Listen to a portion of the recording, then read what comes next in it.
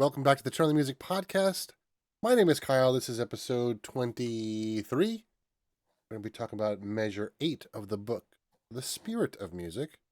And to do that, we have CJ here. How are you this evening, sir? I'm good, but I'm confused. Is it 23 or 22? 23. Is it really? It sure is. Because I totally saved it as 22 and it didn't That's ask me to not my over. problem. No, it didn't override it. Oh, yeah. No, totally my fault. It's 23. I know. Whatever. I'm older than you, so I can have those memory problems. Okay. Yeah. That's Yeah, a I good have no point. comment to that. No comment at all. All Ugh. right. Now that we figured that out, What did we figure out? I I have don't know. figured out nothing. Nothing. Nothing's ever been figured out. Nope. So, Oh, excuse me. how are Still you getting over a feeling? cough. I'm feeling good. I've Yeah. been feeling good for a while. I've got a lingering cough, which is driving me nuts. But other than that, I'm fine. Good. I probably sound a lot worse than I feel. My brain is still not caught up with me yet, so Still foggy. still a little bit foggy. Yeah. But it's getting better. I can feel it getting better at least. Well, that's good. How are you, sir? I'm doing well. The fact that I can't remember things, I don't know then. Yeah. I'm doing all right. You know, I That's good. can't complain. Working, we're getting into the beginning of the school year, so things are going to be a little like there's downtime in one area, but it picks up in another area. Mm-hmm. So it's going to be interesting over the next few weeks, but not like nothing crazy. Just Okay. the school year starting. So just prepare for that. I'm looking forward to the long weekend. Yeah. Yeah. Gotcha. That being said, we're recording this before the long weekend, so that when it comes out, we had it. Yeah. Yeah. It was a good long weekend. It was a good Hopefully. long weekend. So what are you That's listening to? Anything good? No, not really. I actually been on this audiobook kick. Mm-hmm. So the book Armada that I was listening to from the same author that wrote Ready Player One and Ready Player Two. Mm-hmm. I finished that and I really liked it. And I was looking for another audiobook, and I'm going to bring it up on my phone while we're talking. But I didn't want to spend an arm and a leg. I need to get my library account set up so I can just borrow it. But I found one by chance on Apple Books, which were not sponsored. It's called Expeditionary Force, Okay. Book One, Columbus Day, written by Craig. I don't know if it's Allen or Allens because the name's cut off. The guy who reads it is very good. I have to say he does a very good job with the different voices. I like the way it's written. It comes across almost like a journal, Okay. and the main person, the narrator, the reader, the person that the first person like breaks the fourth wall in the Uh-huh. book the way like he's talking to you. Right. Like, and it's really well done. And it's about an alien invasion, and the aliens are called hamsters. Like there's an actual name in the book for them, but Mm-hmm. they apparently look like hamsters. Interesting. So that's all I'm gonna give because I don't want to give the book away. But I so far I like it. It's actually Cool. and it was 99 cents. I was so happy. I was like, boom. Nice. Very I nice. listened to Corey Wong's live album, not the new one, but the live one on Sunday when I was cleaning out the garage. Okay. Which one? He's got a lot of Uh, live albums. I know I was trying the one in Amsterdam that I Okay. kind of stuck with that. Metropolitan. It was a great album to kind of It's a like good album. I play. listened to a little bit of that this morning. Yeah, so that in that sense of music is what I've been doing. Gotcha. How about yourself? So speaking of Corey Wong, he did come out with a new album on the 18th, I think it was. Yeah, I think that's right. So I've been listening to that a little bit. Some good stuff on there. He's got a lot of, I mean, like usual, he's got a lot of really cool people on there. Alan Stone, OAR, Doty, Lewis Cole, Ariel Posen, Big Gigantic, some good stuff. And he did a couple of like like reissues of some of his tunes. And it was interesting. So I find I don't listen to a lot of his studio stuff because his live stuff is so good and I like live stuff. But I found myself really focusing, or at least noticing, like how good his guitar tone is. Um, I think it's almost like he features that more in his studio stuff than he does in his live stuff. Okay. Um, So is this one a studio album that you've been yes, this listening is a to? studio album. It's full in studio. Yeah. Yep, yep. So, and it's interesting because despite trying to be like the instrumentalist musician of our age, like the first 3 or 4 tracks are all like vocals. So I thought I'd play just a little bit of some Yeah. of them. So this is Hiding on the Moon. This has got OAR on it.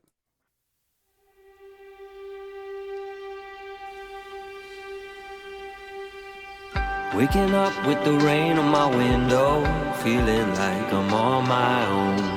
Put the weight of the world on my pillow, these memories I can't let go. Kinda like a daydream, even when I can't sleep. There's a voice in the wind getting closer, telling me that I can go. So I'm going to a place for a change of view. I need a little space beyond the blue. I'm taking a flight, breaking the atmosphere. Climb into the night, finally. So very different from what he normally does, especially on that track. For me, I heard nothing. You heard nothing. I purposely didn't say anything because I'm watching that's- you and letting. That's So sad. it Oh, I was think I just, know why. it was funny. I think I know why. Hang on. Settings. Yep, That's too that's fun. why we need to No, be on. I Yeah, it that'll do was it. it's fine. So whoever's listening or watching this, I did not hear that first clip. I hope you enjoyed it. Please let us know. I think the video will have it. Let's just play it again just in case, because the video should have picked it up because it was going through OBS, but I Oh, know that's I fine. can go through for you, so this should now work for you. So let's try one more time. Hiding on the Moon, Corey Wong and OAR.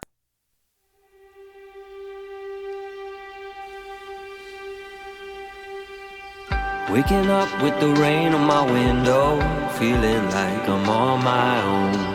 Put the weight of the world on my pillow, these memories I can't let go. Kinda like a daydream, even when I can't sleep. There's a voice in the wind getting closer, telling me that I can go. So I'm going to a place for a change of view. I need a little space beyond the blue. I'm taking a flight, breaking the atmosphere. Climb into the night, finally. So very different from what we normally know of Corey. You said that already. I know I did, This but this time you actually this heard one I what can I was acknowledge. commenting on. So So it is. It actually has a very like almost like it's there. I lack for a better word. It's more popish yeah, and almost like 80s. yeah, How old is he again? He's our age, right? He's like he's younger is than he- us. I think he's in Is he younger than his us? 30s. So I think. oh, okay, but still, it has a very like 80s. Yeah. That 80s feel. Yep. Which some of his other stuff that he's done has that too. Yeah, But this and is this. I was commenting that he's got like that, like I don't know if it's 80s or 90s like beach guitar sound every once in a while. You know, and like I think this has got some of this is one of ones he's done before. This is called Flamingo.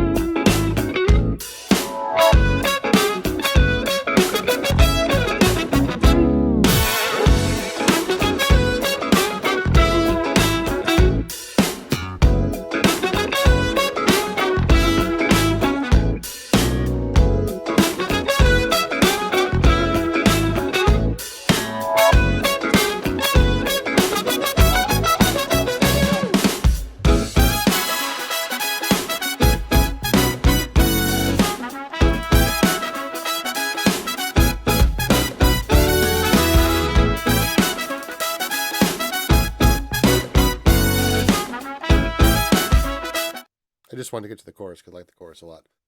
But yeah, it's just that's more of his, signature kind of style and feel. Yeah. Well, I think he puts his signature style in any one of the pieces Oh, he does, absolutely but does. But like it's compared to always the there's always first that one, it's under. Yeah. yeah. Yeah. So So I totally just saved it to my Apple Music library so I can access it quickly nice, and listen to it over the next couple of days. very cool. Shall we get to our book for the week? Is that what we're doing? Oh wow! No, I'm just- I mean, we can keep doing music. I don't care. We'll do whatever you want. Yes, let's get to the book. All right. The book, and I'm going to hold it up for the camera. The book that we are speaking of is Where am I going? Here I am. The Spirit of Music. For those listening, it's called The Spirit of Music. I'm sure you all remember because you have graciously been listening to our podcast the past few weeks, and we really thank you. So Yes. we appreciate you joining us on this journey and not dissection of the book, but more of a Discussion. discussion of the book. Yeah. Different D So, word. huh? A different D word. Yes, third D word. This is measure 8, so chapter 8 of the book. It is entitled Her Story. And the previous chapter, we were introduced to Seiko, Yes. who is a traveler from Japan Mm-hmm. and is a Watch. drummer. Huh? Oh, I said a watch. A watch. A watch is a drummer, specifically the djembe. Yes. Yes. So, do you want to give the back? Because it's a lot of it is her. Yeah, a lot of it's her story. So the tagline is coincidences are life's way of whispering. Accidents are life's way of shouting. Which we'll get into. So, what'd you say? Which we'll get into later on. Yeah. Um, it start. Do you want me to give like the little like If you want to, tidbits, that's fine. and then sure. and then just jump in if you have something on underline. Yeah. So we'll do it that way. So basically we get pulled to her past a little bit. It talks about her heading to a music festival in Japan with her boyfriend and another couple, and she is the youngest of 3 children and she's independent. And in Japan, uh in the culture, women play a submissive role. Now, I don't know if that's still something that is as prominent in the culture today, but I guess it depends upon the family. So it states that she was always against that. She wasn't a submissive person. So, for example, when walking with her boyfriend, she would walk 3 steps in front of him versus 3 steps behind him. And I think that's important to note that she is that independent, Yeah. non-submissive person. Yep. And I think in the traditional Japanese society, that is very, very not the norm. Right. Um, they said she was sent home a lot from school for not wearing the mandatory uniform, which is typically a white blouse and a dark skirt. She just felt that people were unique, and she was worn thick glasses because, as she stated, she doesn't see very well. She's worn thick glasses all of her life. And as a young child, she developed an interest in drumming. But so there's a style called Taiko style in Japan, which she had no desire to learn. That's the traditional Japan style. She was more into the rhythms found in rock and roll music. So against her father's wishes, she would visit music stores, and this is something I underlined. Mhm. The vibe. Yeah, me too. Where she can slip into another world as she pounded away on the electric drums. And then this Mhm. is what I underlined, I thought stood out. She said the vibrations helped shake loose a beautiful part of her soul that survival kept buried away. It was while drumming that she felt most like her true self. Mm-hmm. And I think that's when you're talking to, and I use this term, true musician, not someone who just plays to play. I think someone who really is into it, where like it just succumbs their life. I think that's just what it is you find that instrument that makes you feel yourself. Yeah. It's at that moment where whatever happens happens. There's no judgment, there's nothing going on. You are who you are. Mm-hmm. Yep. That's how I feel when I'm singing. Like, Right. it is what it is. Yep. I judge myself more in the saxophones. See, like for me, and I mentioned this especially in the first season when we were doing our interviews, but like I have a lot of anxiety around people. But if you put me in front of a piano and like thousands of people, I don't care. Doesn't bother me at all. But like the individual, not even individual, but like small group being around people, like that gives me tremendous anxiety. And it's funny you say that because this morning we had a workshop and the gentleman running it wanted to bring a lot of us in to kind of do an icebreaker with the group that's there. Like, not to keep us there the whole entire time, just for the Mm-hmm. icebreaker moment. And like, I had anxiety to go in and do the icebreaker. But if I was asked to prepare a piece and sing it, I would have been like, yeah, no problem. Yeah. So like that, I use that as that to say what you were saying. Like, I Yep. totally get that. Yep. Like, I totally agree with you. I'd rather be in front of a ton of people performing music than having to do a silly icebreaker. Now, don't get me wrong, I've done some icebreakers. They are a lot of fun once you get into it. But Mm-hmm. like, if I was going to choose, put me on stage. Yeah. Me too. So I totally get that. Continuing, it states that her father was a powerful businessman and wanted his kids to follow in his footsteps. Seiko did not feel responsible for her father's security, meaning like the financial security of the business, the security of the business, and she didn't want to follow that dream because it wasn't hers.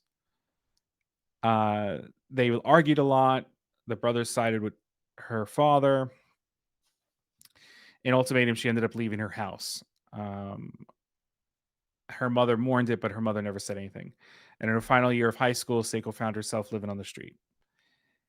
Then she befriended an older gentleman who helped guide and to protect her. She gave him the name Kaladi. I'm assuming that's how it's pronounced. Um, and she said he was a supportive father that she never had. And he recognized her gifts and helped perfect them. And this is where I kind of starred this paragraph. Unlike her real father, who was ashamed of her for playing such a masculine instrument, Kaladi nourished Seiko's desire, helping to unearth the talents that she never knew she had. Through him, she learned to focus her skills in ways well beyond her imagination. To Seiko, this is what school was supposed to be. And I think that's the key sentence in that is this is what Yeah. school's supposed to be. Yep. And I think that goes back to what we've been saying all along is that, I'm sure the way Kaladi taught was, knowing the book, Right. it was a lot of showing and not a lot of, do this, do that, do this, do that kind of Right. stuff. And I see that shift happening within education in the classroom level. They're starting to realize the importance of show and play versus teach. Yeah. And there is a group that's trying to shift that. It's a hard shift. It is, yeah. It's a very hard shift, especially when you're so used to something that's been going on for 300 years. Mm-hmm. And now, like, with the change of everything and the kids changing, you do need to make that shift, but it's hard to do Yep. because you're not going to get everybody on board. Right. So it is interesting. Then the city became her playground, basically. And with the teacher, Kaladi, she learned to hear and decipher the patterns of the street. The more she listened, the more the city spoke to her. She was a quick learner, which Kaladi loved. And even though she was young, her mind was very open. And a lot of kids of her age showed little respect to her elders, but she recognized the treasures that he was sharing. So she tried to learn as much as possible because she felt that he was going to end up leaving. Right. So this I thought was interesting. She foiled a purse snatching attempt. Mm-hmm. And the way she did it was interpreting the rhythm. Right. She felt an irregular rhythm. Right. She said, turning in the direction of the sound, she noticed a man moving down the street in an irregular pattern for that time of day. He appeared apprehensive, as if searching for something, and his stride was unnatural for his size. His body language indicated a man with a deceitful intent. And she spotted his target, and she spoke loudly enough and told the man that the what he was about to take the purse, was not his color and he wouldn't look good with it. Mm-hmm. And she kind of like knelt back down. He didn't see her. He had no idea where it came from, but he went in the opposite direction. Yep. Kaladi gave her a hug because of what she did. And I think this goes back to at the end of the first book when Victor talks about his spidey sense. Right. And I think that, and we'll get to it a little bit in this chapter. I think that there's a certain point where you are training your senses to be more heightened by Yes. becoming more relaxed, essentially. And I think that's part of what she sensed. Especially the fact that she doesn't rely on her eyes. Right. She really doesn't. Like, she doesn't like to wear glasses and stuff like that. Mm-hmm. To move forward, Kaladi told her he had to take a trip soon. Her heart was broken. He didn't tell her where he was going. He just said he was going to the city of music. And even though she kept asking, he wouldn't allow her to travel. She was told to follow the rhythms of her heart, and if that led her to him, he would be waiting. Yep. Finding herself alone once again, she was outside of a nightclub, and a root strainer accosted Seiko, broke free of his grip, went around the corner, and she bumped into a man knocking into him. Mortified, she helped him on his feet, apologized. Man was polite and charming, and she kind of built a relationship with this gentleman.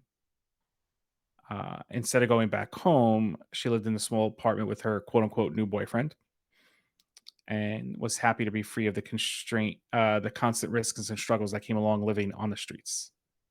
She was looking for guidance, especially after the fact the teacher left. So she hoped to find him at the music festival, which we were introduced to at the beginning of this chapter. They get to the music festival. The promise of rock and roll, drum circles, and good food raises her spirits. Walks ahead, lost in contemplation. The noises from the crowd are not enough to mask the unsettling thoughts infiltrating her mind. Even though she felt safe with her boyfriend, her plan was after the festival to leave him, and she felt bad and she felt guilty, but she just needed to get into the music festival, and that was what she wanted. And this last chapter, not in the book, but the last paragraph that I'm going to read. I think this is important because this kind of plays to what's happening in this book. Her preoccupation makes her oblivious to the twisted rhythms formulating around her.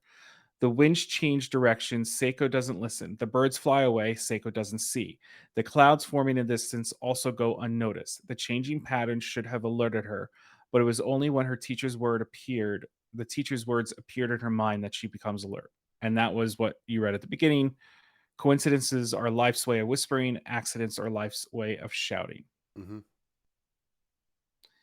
And then I don't know if you have anything to add, or if you. So I had a question, because this is something that I play with, and I don't know whether I.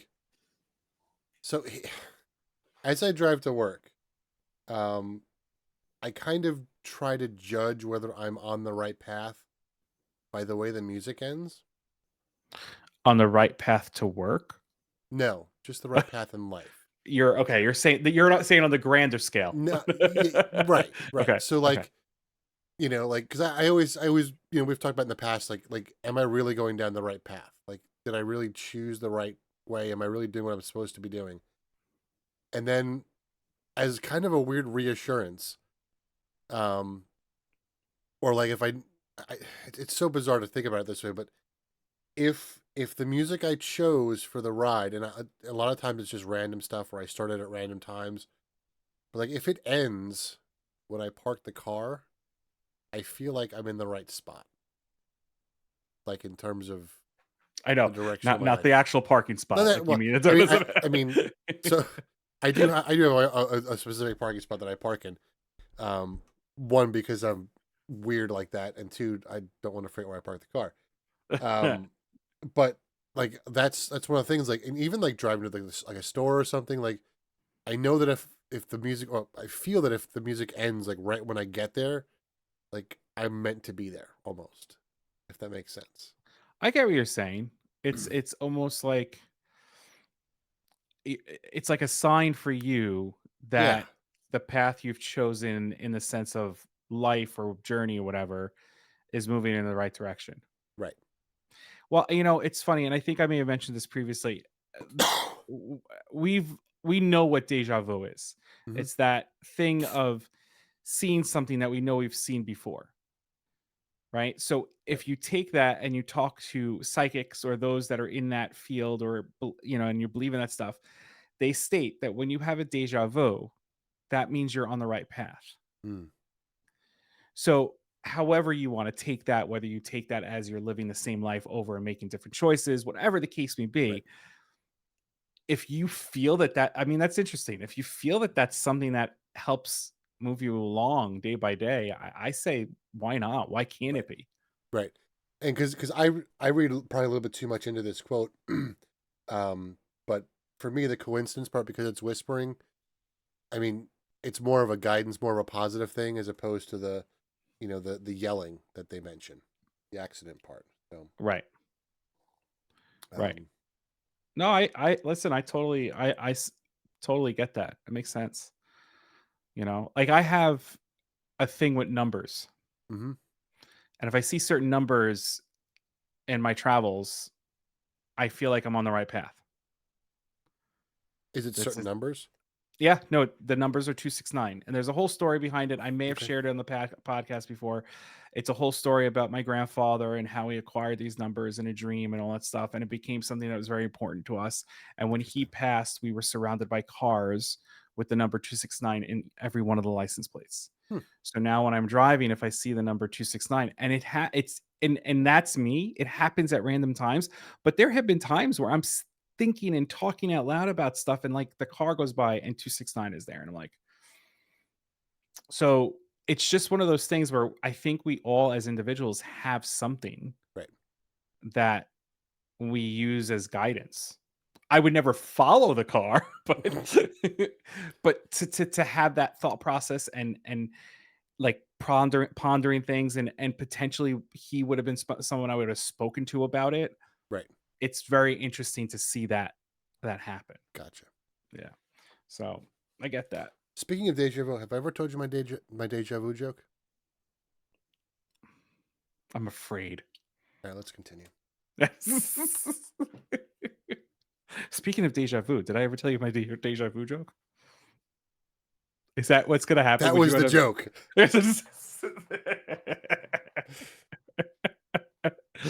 uh, that's too It's funny. one of those one-liners.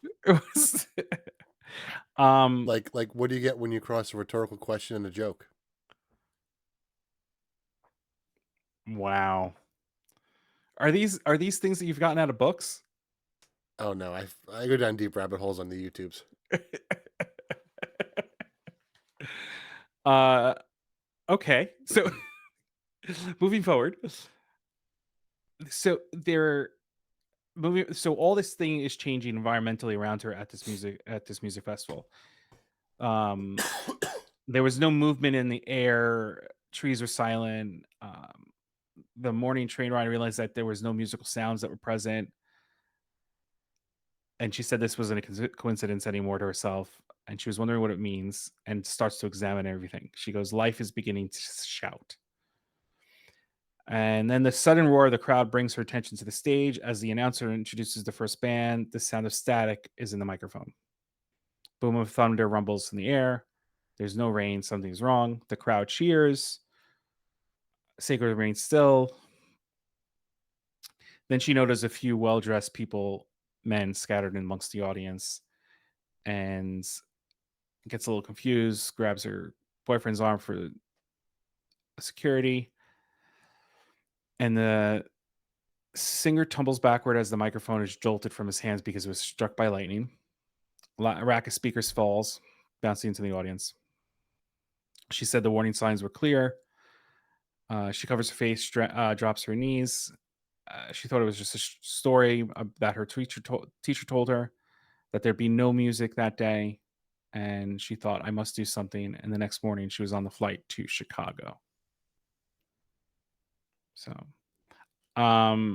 brings us back to being in the car with Victor, Ollie, and Seiko, where they were stating that they were listening to her story and how it coincidentally was very similar to theirs, where they all had similar experiences to that whole thing. And I think, like, for me, when I first read it, I think, I don't know when they actually talk about it. It might be in this chapter at one point or later on, but they talk about how their stories are similar, where they all had some like bad thing, some shame, and like it never really hit me until I read this and I realized that I think what hit her the most was the fact that she was using her boyfriend to get into the concert. Right. Right. You had Ollie who was stealing the money, and I think her thing was using her boyfriend for, not what she should have been using him for. Right. And that's exactly what this was going into. So that where she was using a boyfriend out of guilt. Victor felt guilty about the situation with his parents. Yep. And Ollie felt guilty of taking the money from the church that he started to get away. Mm-hmm. That's essentially what they were all was. And they said they all recognized there was a problem in music, and that's why they all set out to find answers to solve this problem. Yep. Why she's sick, why is she dying. They said she was welcomed. She was a welcome to the group. And then they started talking about spouting some knowledge. What? She starts spouting some knowledge. Yes. They talk about the fact that like the diminished eyesight, had augmented her other levels of senses, which you mentioned earlier. So she said, according to her, if we use the 5 basic senses to their highest potential, we could do things previously believed impossible. And this is where they start their conversation. It goes to the fact that like we only use 10% of our brain. That's what they say, is what they say. And I think it's less, but you think it's less. Mm-hmm. Okay, interesting. Especially these days, I think we're using less these days than we used to. But I think, but I also feel that and okay, this may be conspiracy theory-ish, but is that also, how is that proven? Through neurological scans? Yeah, I think so. I mean, but is it also a way to kind of control how much we're allowed to use our brain? I guess it could be, So so let's be like take it the other way for a second. What if that's what it is? What if it was like, instead of us teaching us that 2 + 2 = 4, they taught us 2 + 2 = 5, and that's what they taught us growing up. Mm-hmm. We would never know that anything because we wouldn't know the other way. Right. So if you tell somebody that you're only using 10% of your brain, that's going to stop that person from using. Well, I mean, it could stop people, but it could also motivate people. Right, which I think happened where I think that's where you get into these people that meditate, right? Buddhist monks, like this pursuit of a life where they just want to be, free of everything around them. Yeah. So it's interesting. I don't think there's a conspiracy behind it, but I'm just saying, like, it's that whole, like, how deep is it? Is it right? Yeah, and here's I think the other thing is like when, first off, when was that study done, or when did that and how much has technology changed since then? Is it really accurate still with the advances that we've had in technology? Like, could we do a different test that could prove something different? Could that first original test be accurate at all? Who knows? Was it even a test? I mean, how do they know that? Right, and with the change in technology, how are we using our brains differently? Right. That's a huge thing to take into consideration. Yep. Okay, so she explained that based on what I've seen the last couple of weeks, we're not using it at all. Yeah. That's a whole other conversation. Yeah, it sure is. Seiko explained that we are underutilizing our five senses: hear, taste, feel, smell, and see and sight. And and I think this goes to what I was saying, that she states that this is what we're taught and Mhm. how to use it, right? And then she refers to simple stuff: how to place our hands behind our ears to make them larger, Right. which I've done. Mhm. When I want to narrow my Yep. hearing down to something, I put my hand behind it, Yep. and I'm like, okay, I can hear that better. Yep. And it's true, because if you watch animals, as they say in the book, they'll move their ears based. Yep. I'm visually doing this for those that are watching, but Yep. those that are listening, like, if you watch an animal, they'll move their ear so they can hear it. Yep. Dogs move their ears. Every type of animal does, and that's what she's talking about at that. They talk about the dog's nasal passage is a lot longer than ours, and instead of taking long inhales, they take short inhales, and that they can smell better. And Victor, who stated before that he doesn't smell well, said he was going to try it because Mhm. maybe that'll help him. Yep. And what's Um, interesting, because I've got dogs here, I've got two different kinds. I've got greyhounds and I've got a collie shepherd mix, and it's interesting to see the differences between the two of them. Like my greyhounds obviously were bred for running, and like if you right, look at like the nostril size, for example, first off, it's a longer nose. The nostrils are so much bigger, um, and like the blood vessels inside the greyhound much larger because there's more blood. So you can see these differences in these in the dogs that I have, which is interesting. Like Lewis has got, you can't see a thing, but like the greyhounds, in fact, they actually use greyhounds for teaching vets how to like, you know, do like blood samples and stuff because the veins are so much bigger. It's easier to find the vein, and interesting. um, so that and they're very calm and they're very understanding of being handled. So, but just looking at the anatomy of a greyhound, just seeing how much bigger everything is compared to a dog that doesn't typically run, or run as much as a greyhound does, is interesting. They don't want to run; they want to sleep. That's true. They run for about 45 seconds and that's about it. But still the anatomy is there. No, yeah, absolutely. Um, like, so, and he talks about how dogs are being used to detect seizures, Hmm. and if you see that, we see people with service dogs that are teach them how to um catch when their owner is going into whatever Yep. condition they're going to go into to help them. And he asked, what about vision? Because of the fact that her eyesight is poor. And she goes, we're told to focus, but we don't use our peripheral vision. Mm. So she says unfocusing is best. Focus the mind, but not the eye. I go a lot by my peripheral vision. And it's funny because there have been plenty of times that I've been walking with people, and like I'll be looking straight ahead and they'll do something off to my side, and I'll be like, well, why'd you do that? And like, how did you see that? I I go by my peripheral vision a lot, and I'm kind of very much aware of that around me. Yeah, and that's a big S part of my problem is a lot of my reading issues with music is because I focus too much. And I can only see a Okay. small part of the page, so I'm not using my peripheral vision enough. So I trying got to a get question. I got a Yep. question for you. Yep. So you've been using the CPAP machine, Yes. which we've talked about. Yep. How has your vision been, and do you still have that blind spot? Yes, I still have the blind spot. It's easier to read, but I'm not sure if that's a mental thing or whether that's an actual eyesight thing. Okay. Um, Interesting. because I'm definitely, and part of it, like I don't know how long I've had the sleep apnea, so I don't know whether this goes back to when I was in college or not. Um, but I definitely think clearer now, and I'm able to do things better. But I don't know how long ago that whole thing happened, so I don't know. But you have also mentioned that the colors around you are better. Yes. So there's got to be something to it, Yeah. if So you notice that. yeah. So in fact, Nick, who's been on our podcast before, he mentioned it. I have a friend Jimmy who when I first started talking about it, they both told me about their experience. They said the same thing, that because of the lack of oxygen, to the brain, like it made all the colors muted. So Interesting. certainly possible. Yeah. I keep saying I hate that filler word, but I use it But too much. She states that our peripheral wide angle vision, that Victor calls it, would help trigger our spirit or our invisible self, as she called it.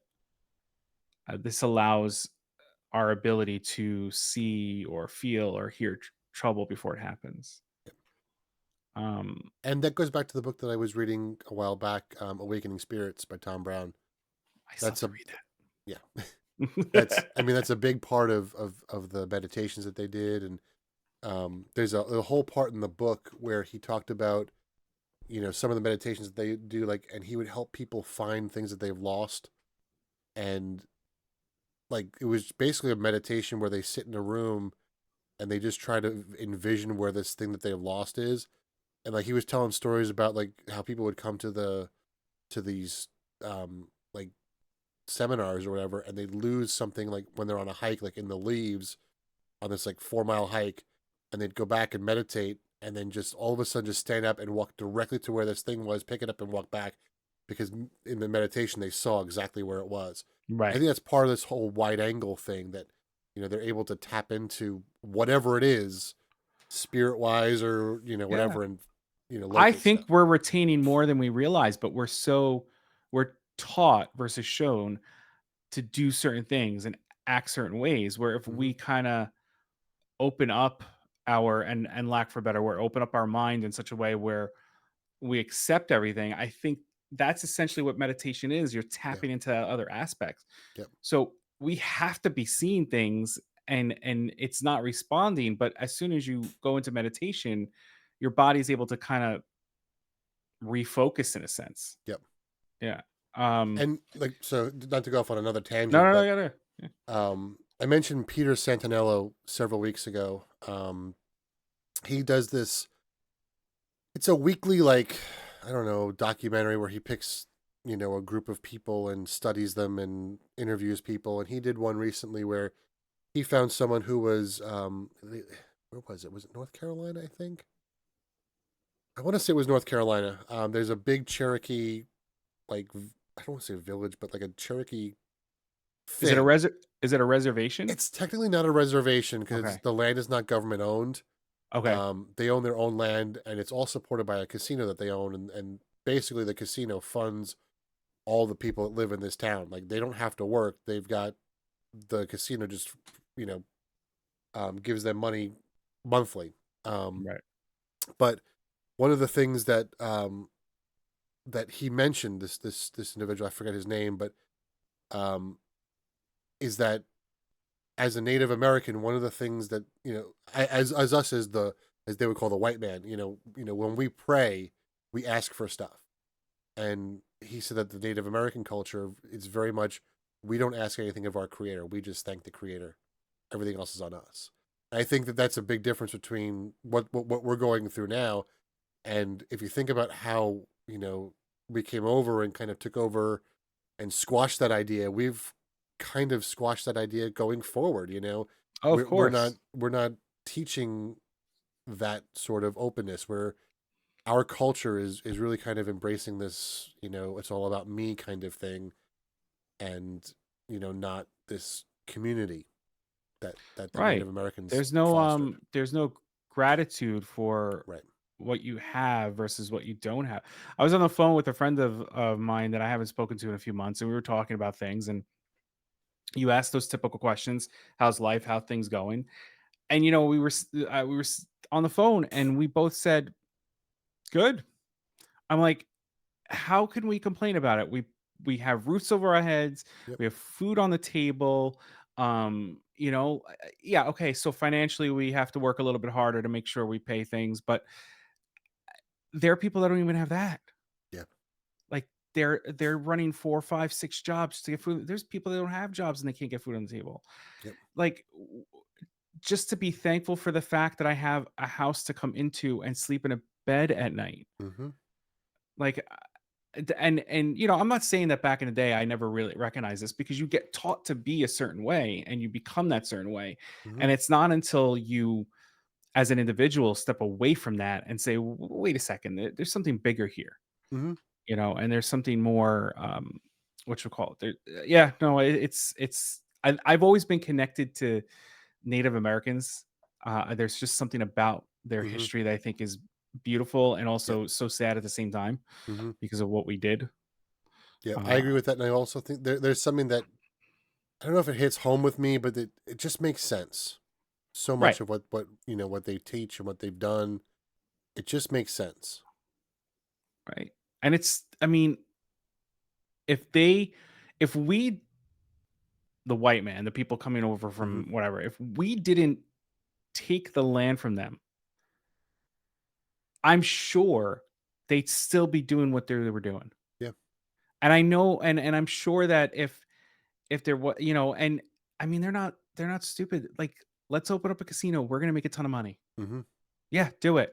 Yeah, Because he you know was what? saying that like so Yeah. this little town, the actual like the residents of the town, that you have to be born into it, and there's a whole thing about it. But he was saying like his kid who was born into this whatever it was called, I forget what it was called, but like when she's 25, like she'll have well over $500,000 in the bank, and she has never worked a day in her life. It just comes in every month from the casino. Taking care of your own. Yeah.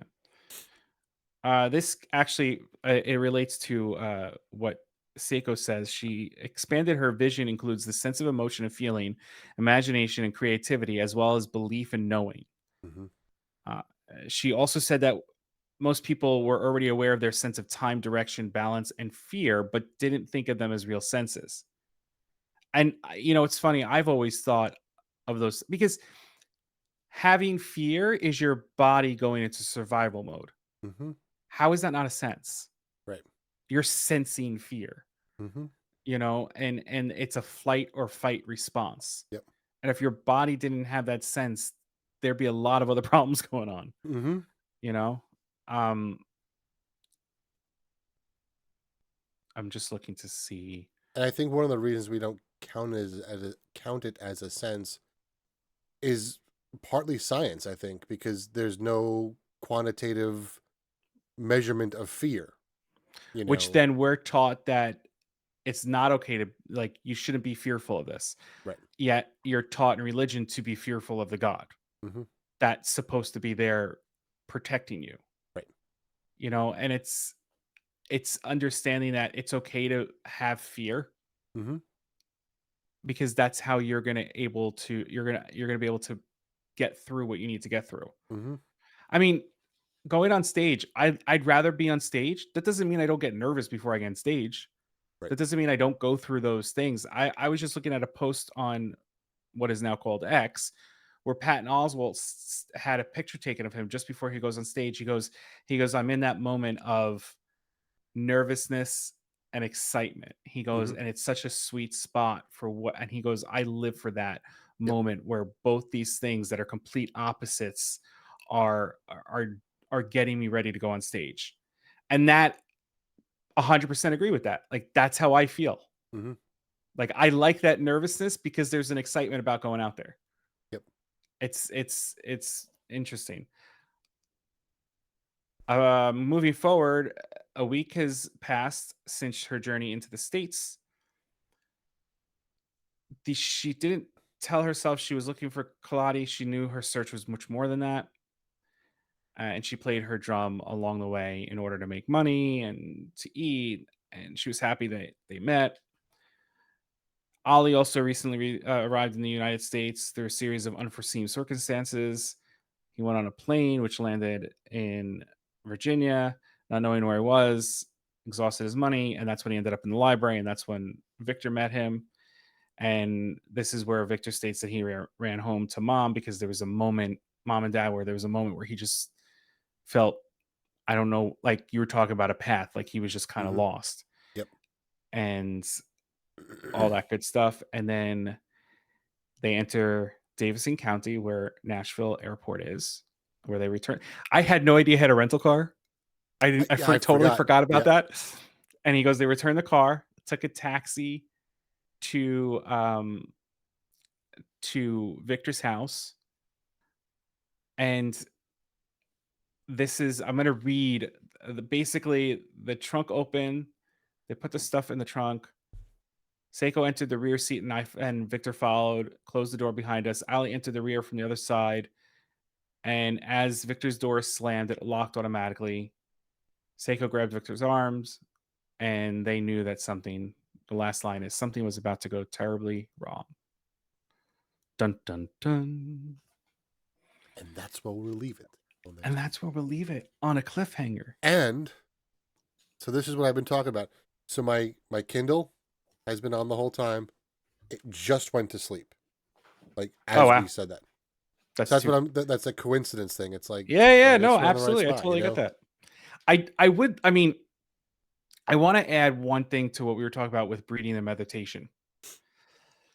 Music is meditation to me because of the fact that a lot of what, especially for, I mean, I'm going to say this for all musicians, whether you're a guitarist, whether you're a string, a drum, breathing is an essential part of being a musician. Whether it is something you need to play the instrument or to sing, or it's just something that you do to help with you performing the music. Mm-hmm. And when we were talking about meditation and breathing, I thought about it. I'm like, they talk about music being religion. Like, that's part of that religion. That's part of that quote unquote prayer or meditation, right? Is that breathing aspect. Yep. And it's very interesting. And that's, I think, the other reason why I enjoy music so much, especially the performing end of it, is because at that moment you're focused. And which is what meditation does. It takes you away from everything around you to put your focus on one thing. So when you're performing, you're focused on that music. There's nothing else around you going on. Mm-hmm. You're listening to the other musicians if you're performing with them. Yep. And that's all that it's about. And at that moment, that's the only thing that's going on. And you feel centered, you feel grounded, and you feel spiritual, or whatever you want to say. And if you study like the Buddhist monks and stuff, their teachings basically say that anything can be a meditation. Right. And they bring up like the fact that when you're sweeping the floor, like your job is to feel the broom, to feel the, to smell the dust that you're picking up as you're sweeping, to be present in that moment. That is the meditation. Driving to work can be a meditation if you're focused in the moment at that time. Oh, I do that all the time. I start the car, connect my audiobook, and boom, I'm driving and listening, and that's it. Mm-hmm. And I just cruise. I pay attention to the people around me, make sure they don't hit me because they're ignorant drivers. But but I totally agree with that. And I can't put that into words. I'm trying to start doing that with everything that I do. Yeah. The individual things is like, be in that moment versus, all right, I'm doing this, but I got to do this. I got to do this. I got to go over here and do it. Like, no, I'm doing this at this moment. Yep. Yeah. And there's a great book. Go ahead. I'm sorry. No. Go ahead. I was going to say there's a great book, and the author is controversial a little bit. But the book itself is a good book. It's called Think Like a Monk. The author is Jay Shetty. There's out on the internet, like with everyone, you'll find that people call him a swindler and a shyster and a, grifter or whatever. I think the book has got a lot of really good points. And I think that even though he might have done that in the past, I think that this book truly does try to help people live the way of the monk and talk about how monks live, because he did study as a monk for a good portion of his life. Some people have a problem with the fact that he's making money off of it, and so it is. The Dalai Lama has books and he makes money. Right. So I mean, take it with a grain of salt. I think the information is really good. So if you're interested in that sort of stuff, check it out. I'm gonna say this: you buy Bibles to read the Bible, to go to a church that you give money to pray to God. Mm-hmm. And back in the day, your sins were not forgiven unless you paid enough money. Right. And I'm not putting the religion down, but all I'm saying is that the gentleman learned a way of life and decided to share it with everybody. Yep. And okay, he's making money, but there's nothing wrong with that because he's trying to help. Yep. And That's how I see it. in the book, it does say that the monk that he learned from said that you would do a better job sharing our story by teaching it than by living here as a monk. That is your calling. There you go. So It's your calling. It's like we're called to do this and get on and try to figure out technology and make a podcast. That all being said, this book just starts moving and moving and moving. It's so cool, and yep, so many it good really things is going to happen. pick up So, steam yeah. now. So that all being said, join us on Friday and Sunday nights on Twitch. Friday nights is at 8. Sunday nights is at 7:30, and then Kyle does put this podcast in visual format up on YouTube, usually a few weeks out from when it comes out in audio format. So you can listen to it again and enjoy it. If not, share it amongst your friends. And he also puts up some of the bloopers, which if you're watching the podcast on YouTube, you're going to see those bloopers because why edit them out? It's not worth it. And you'll hear all the other stuff in the closing, which I think we may have to update the closing. Yeah, probably. I was just realizing, so I have to take a look at that, and we may have to update that. And that's all she wrote. That's all she wrote. Yep. So we'll see you guys all next week. Yeah. Thank you for listening. Measure 9. Measure 9. Episode 24. Yes. I got the numbers in my head. Look now. at you. Yeah. Thank you, everybody. Yep. Thank you all so much.